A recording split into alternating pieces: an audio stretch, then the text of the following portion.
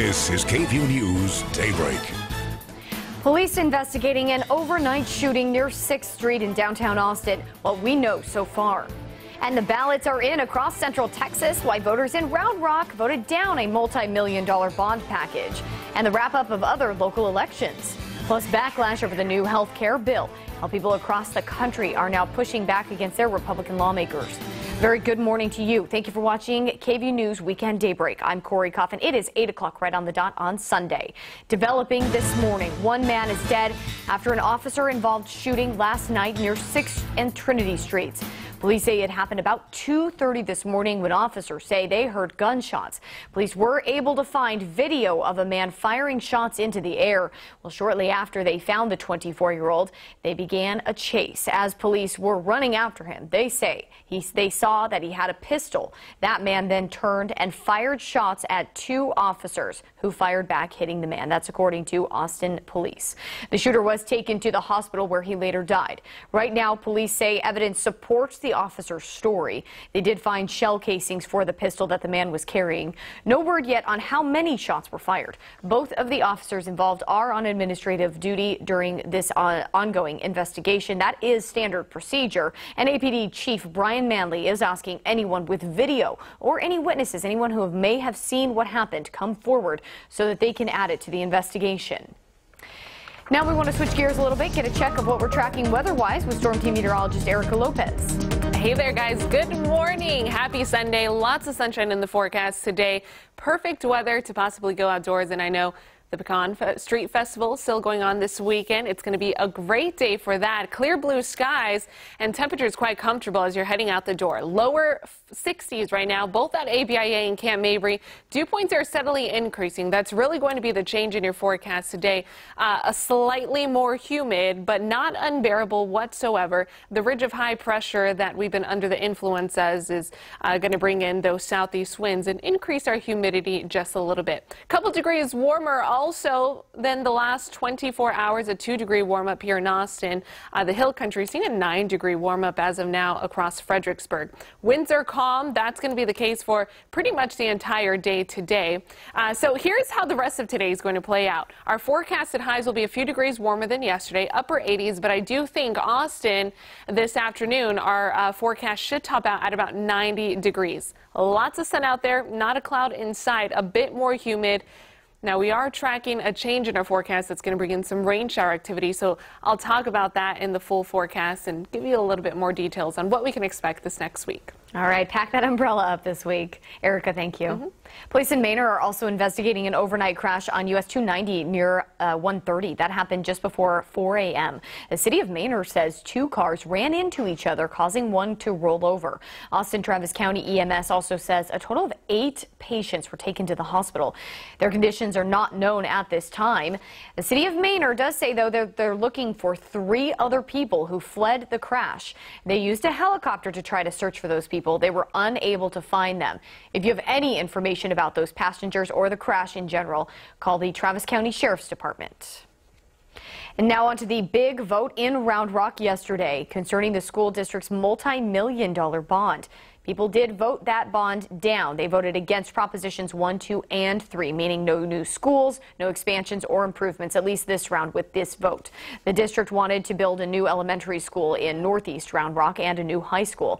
They also wanted to transform a middle school into a visual and performing arts school and add extra security to some of the schools. There was a lot of controversy surrounding this bond. That was from both taxpayers and from parents. The district says the average homeowner would pay an extra $26 a year in taxes, but some say the district underestimated. It would actually be closer to $348 more. One Round Rock voter tells KVUE, although he was torn, he understands the need for improvement, but he doesn't want to pay more in taxes since he already says he pays too much. 8:05 is your time now this morning, and the mayoral spot for Round Rock is also locked up. Mayor Pro Tem Craig Morgan took it home with more than 50% of the vote. He beat Hilda Montgomery, who claimed more than 40% of the vote.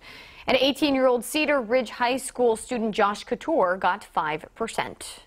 In Georgetown, voters re-elected current Mayor Dale Ross. He beat Dr. Sherwin Kahn with more than 70% of the vote. And over in Hayes County, 3 propositions got pushed through. First, San Marcos ISD will get more than $107 million for their schools. The public library will also receive almost $15 million, and $17.5 million will go toward police and fire facilities.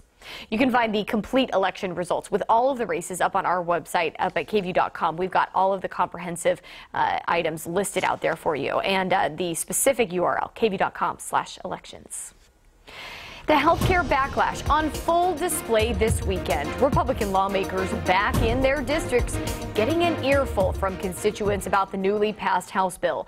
President Trump steadfastly stands by this new bill. Meanwhile, there's another story looming having to do with the investigations into possible connections between his team and Russia. ABC's David Wright has more.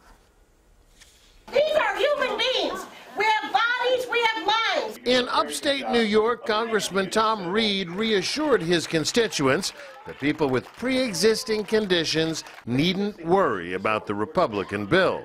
The bill protects the pre-existing condition. In fact, the bill rolls back the Affordable Care Act's protections for patients with pre-existing conditions. Health insurers would still have to cover them, but the bill includes a mechanism allowing insurance companies to raise rates on those patients, possibly even making their insurance unaffordable. In Idaho, Congressman Raul Labrador pushed back at a constituent who told him without access to health care, people will die. That line is so indefensible. Nobody dies because they don't have access to health care. Hey, hey, ho, ho, Frelinghuysen's got to go. Here in New Jersey, Congressman Rodney Frelinghuysen switched his vote from no to yes just last week. I support looking after pre-existing conditions. He was holding my letter in his hand, yes, when he said that. Adina Renfro-Michel survived stage 4 breast cancer, now in remission thanks to these pills. So it's called Ibrance? Ibrance. They cost $11,000 a month, more than she earns. $500 a pill. Yeah. But it's saving my life. You feel like your congressman sold you out? Yes, absolutely. I am furious. That's David Wright reporting. After the deadly attack this week at University of Texas, mental illness is on the minds of many around the community. Hundreds gathered at the state capitol yesterday to raise awareness about the importance of mental health, specifically when it comes to children. The butterfly-themed event called Flight to Freedom from Stigma aims at bridging the gap of understanding between this special needs community and the rest of society. Experts say 1 in 5 children have some form of mental illness. That's why advocacy and awareness are so important. When caught early, mental illness can be properly treated to prevent violent attacks.